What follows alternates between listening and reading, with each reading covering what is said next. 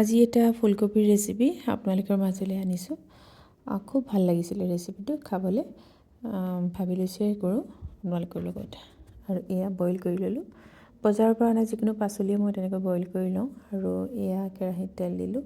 তেলত অলপ জিৰা, পিঁয়াজ, আলমণ্ড, কাজু, বিলাহী, আদা, নহৰু, নিমখ, হালধি, জিৰা, ধনিয়া আৰু গৰম মছলা অলপ দিলোঁ।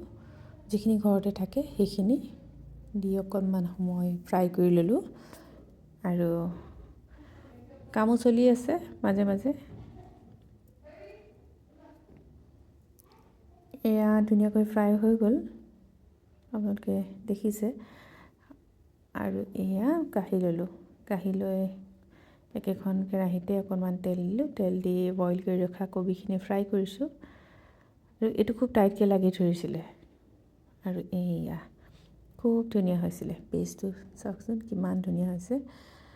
ভাল লাগিছিলে খাবলৈ। আপোনালোকে এবাৰ ট্ৰাই কৰিব দেই, কমেণ্টত জনাব কেনে পালে। হৈ গ'ল, এইখিনি কাঢ়িলোঁ।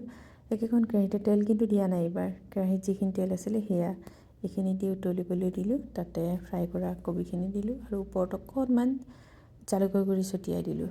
আৰু এয়া ৰেচিপি ৰেডি হৈ গ'ল।